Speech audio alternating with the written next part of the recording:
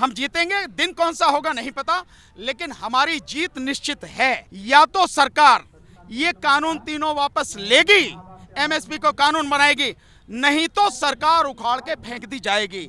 हम तब तक लड़ेंगे जब तक जीतेंगे नहीं। इस देश की जो जनता है, जो किसान है, अपनी जमीन पर मजदूर बन जाएगा और उसके बाद वो गुलाम बन जाएगा। 99% लोग जिंदा रहेंगे। अब वो जिंदा रहेंगे या सड़कर मर जाएंगे या कटकर मर जाएंगे, आप इसका अंदाजा लगा सकते हैं। आरएसएस 2025 में अपने 100 साल पूरे कर रही है। उस समय आरएसएस इस देश को हिंदू राष्ट्र घोषित करने के तरफ आगे बढ़ रही है। उन्हें अगर फायदा नहीं होगा तो किसे फायदा होगा? इस देश की तमाम संपत्ति वो अपने हाथ में ले रहे हैं। नए संसद की जरूरत क्यों है कि जो गोदी मीडिया गुलाम बन चुका, जो मीडिया लोगों की बात नहीं पहुंचा रहा, वो बात आपने पूरी दुनिया तक पहुंचा दी।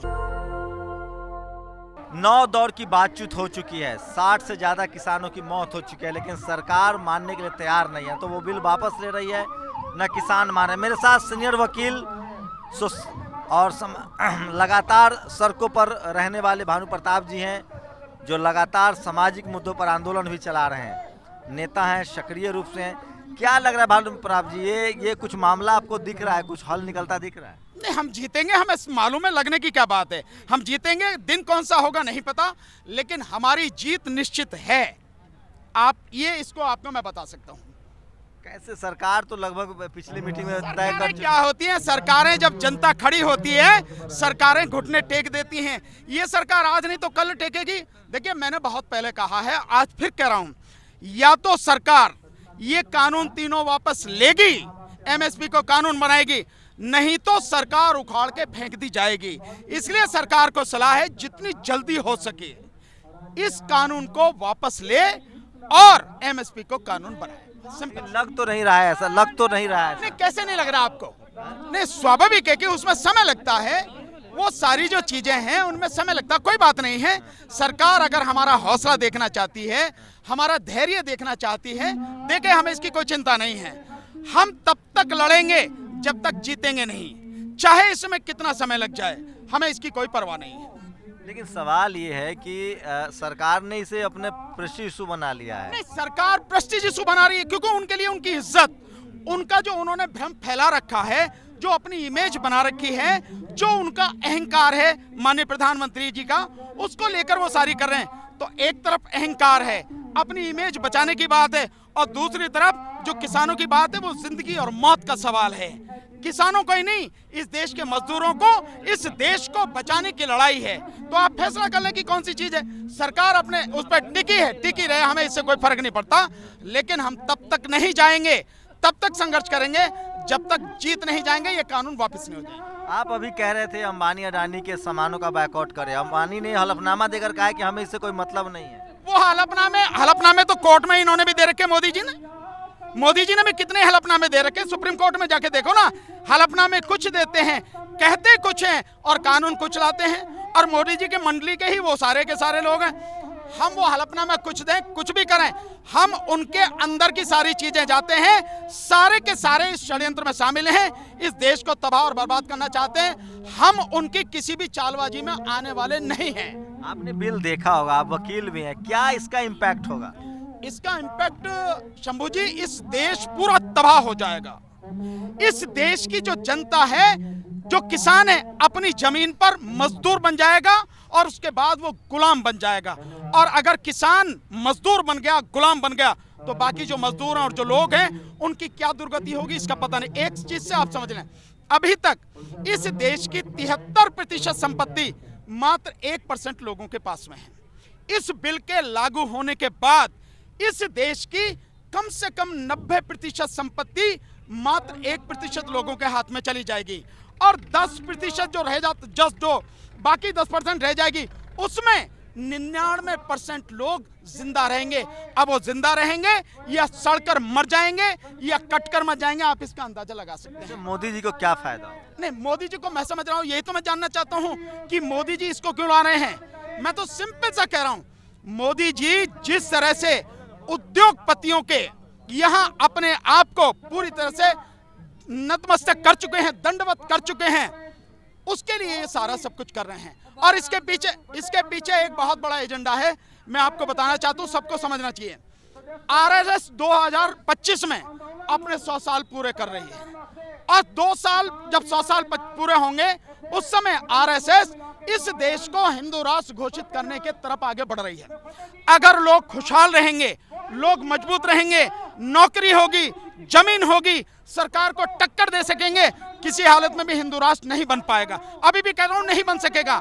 और अगर लोग कमजोर रहेंगे, गुलाम रहेंगे, गरीब रहेंगे, मजदूर रहेंगे, तो वो अपने उस एजेंडे में कामयाब हो जाएंगे। ये उसी एजेंडे के तहत काम है, ये आज से शुरू नहीं हुआ, ये बहुत पहले से चलता आ रहा है।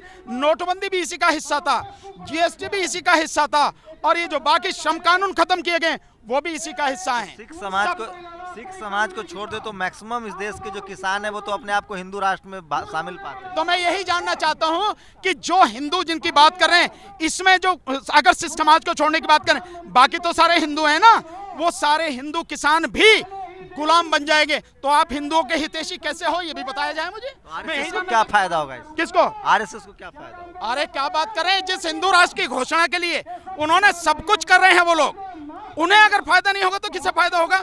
इस देश की तमाम संपत्ति वो अपने हाथ में ले रहे हैं, सरकार उनके हाथ में है और बाकी जनता को गुलाम बनकर रखना चाहते हैं। इसीलिए सीए और एनआरसी को लेके आए थे, इसीलिए वो डिटेंशन कैंप बनाए जा रहे हैं, सब उसी षड्यंत्र का हिस्सा हैं।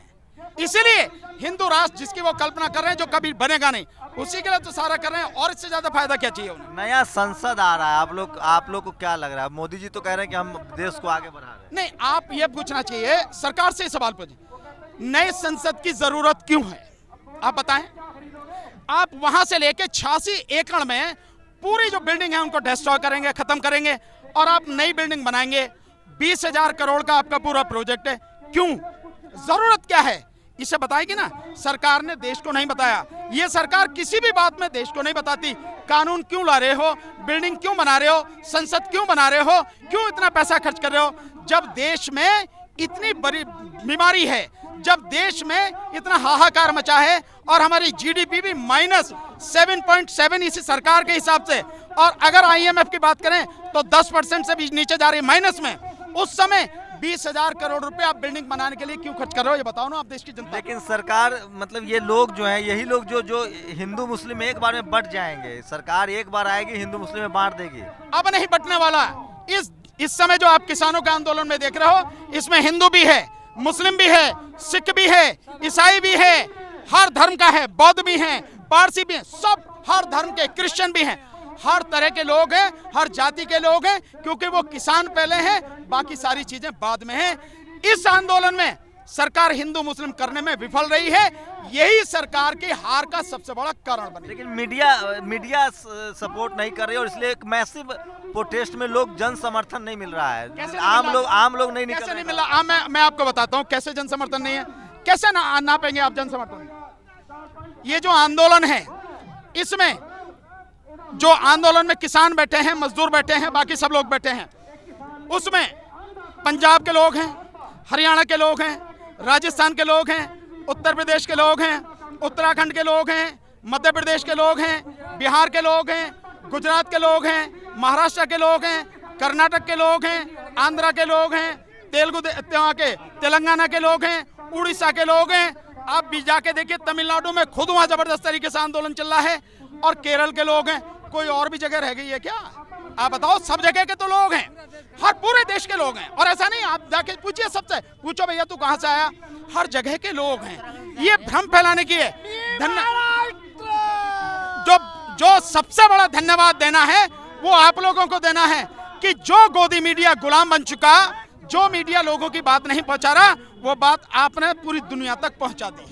ये एक आखिरी सवाल, सरकार लगभग तय कर चुकी वो बिल वापस नहीं लोगी, ये कॉन्फ्लिक्ट कहीं खत्म होता दिख रहा है? जिस दिन सरकार वापस ले लेगी कॉन्फ्लिक्ट खत्म हो जाएगा, नहीं लेती है कॉन्फ्लिक्ट चलेगा।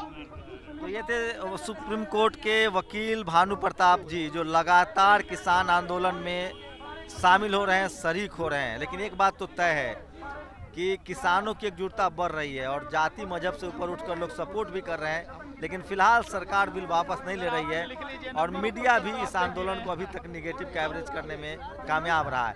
कैमरामैन वैभव के साथ शंभू कुमार सिंह, नेशनल दस्तक, गाजीपुर बॉर्डर, दिल्ली।